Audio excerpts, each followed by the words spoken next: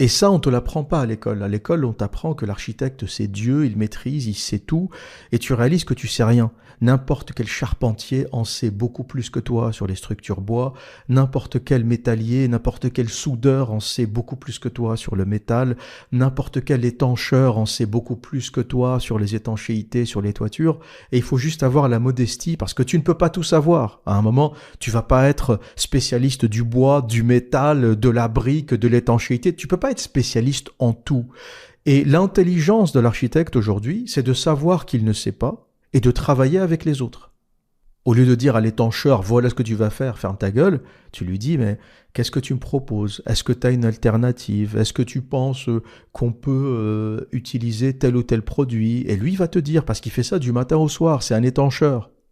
Il va te dire que j'ai fait ça sur tel projet, on a fini en dégâts des eaux, j'ai fini au tribunal, c'est un produit de merde, je vous conseille plutôt ce produit. Ils ont un vécu, ils ont une histoire, donc il faut les écouter, parler avec eux et avancer intelligemment avec les technologies disponibles. Au lieu de faire comme Franck Gehry, dessiner un caca avec des courbes dans tous les sens et imposer ça aux ingénieurs et aux entreprises qui vont galérer pour le construire. Avec des budgets qui explosent, avec un client qui est pas content, avec des entreprises qui font parfois faillite parce qu'elles ont répondu à l'appel d'offres et elles ont sous-estimé la difficulté du projet, etc. Et aujourd'hui, c'est même une partie de plaisir en fait. Discuter avec les artisans, discuter avec les gens qui savent construire, c'est pas une contrainte. T'apprends au contact des autres et tu te perfectionnes. Et moi, j'ai commencé à apprendre lorsque j'ai compris que je ne savais rien. Une fois que j'ai intégré le fait que ma formation est une formation de merde, que mes profs, que l'école était une école de merde, que tout le milieu de l'architecture est médiocre, je me suis mis en mode je ne sais rien et j'ai commencé à apprendre. Et c'est au contact des artisans, des chefs de chantier, des chefs de projet, de chez Vinci, de chez Bouygues, en France comme en Angleterre d'ailleurs. Bouygues est très présent en Angleterre, c'est l'une des plus grandes entreprises d'ailleurs, ou encore Mace, M-A-C-E, qui est l'une des meilleures entreprises de construction au Royaume-Uni. Mace, en général, dès qu'il y a un projet de haute gamme, un truc complexe avec beaucoup d'argent, il y a Mace derrière. Et là, récemment, ils ont rénové la Battersea Power Station, qui est une usine électrique mythique. C'est celle qu'on voit sur la couverture de l'un des albums de Pink Floyd. Je crois que c'est Animals. C'est vraiment un emblème de l'architecture londonienne. Et ça a été rénové en appartement de luxe, centre commercial. Aujourd'hui, tu as les Beckham, Elton John, tout le monde a pris un appart là-bas.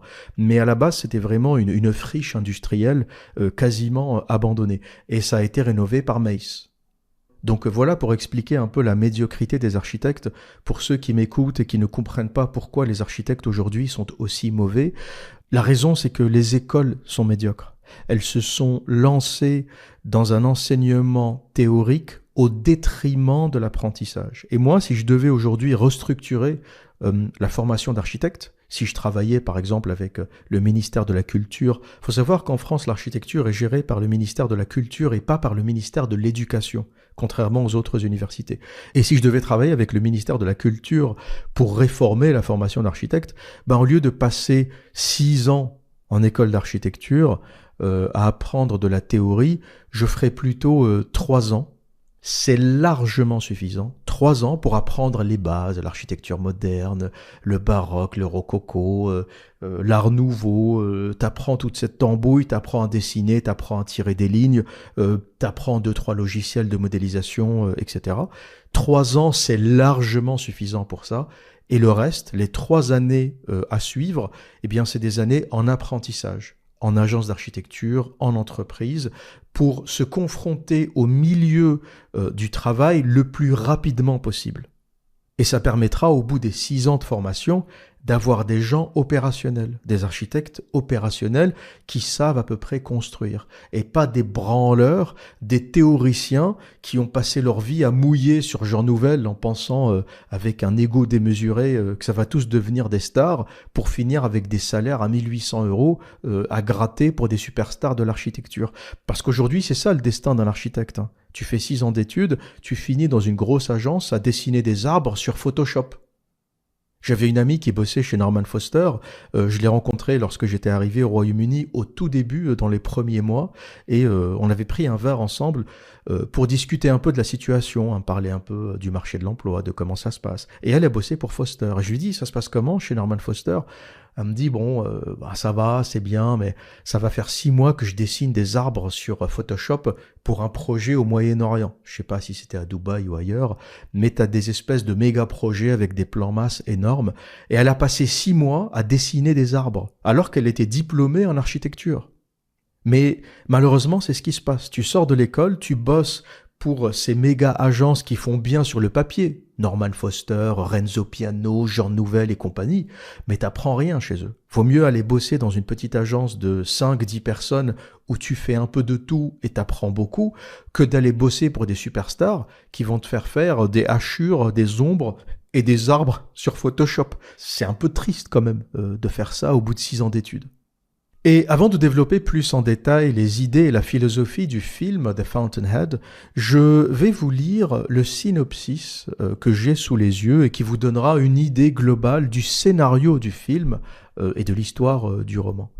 The Fountainhead, diffusé dans les salles en 1949, adapté du roman d'Ayn Rand, suit l'histoire de Howard Roark, un jeune architecte idéaliste et visionnaire qui refuse de compromettre ses principes artistiques.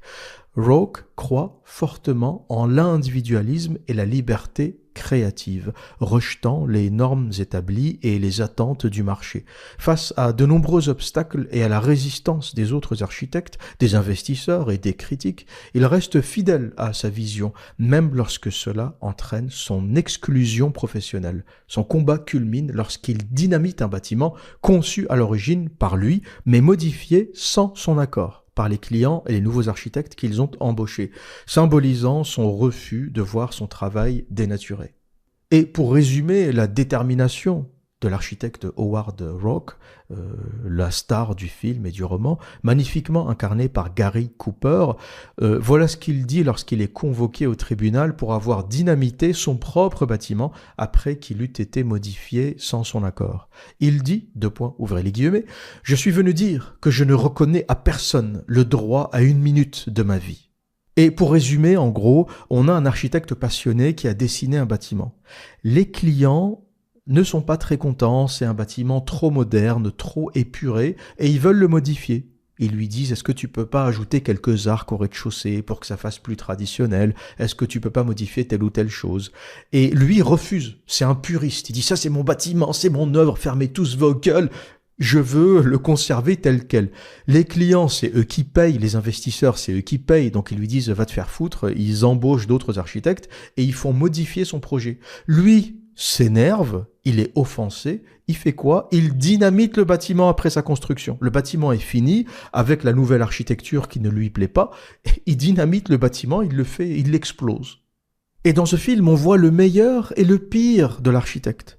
On a un homme convaincu de ses idées, de son architecture, de son design, qui est contraint par les investisseurs de modifier son architecture jugée trop progressiste, de modifier son design pour plaire à une plus large audience.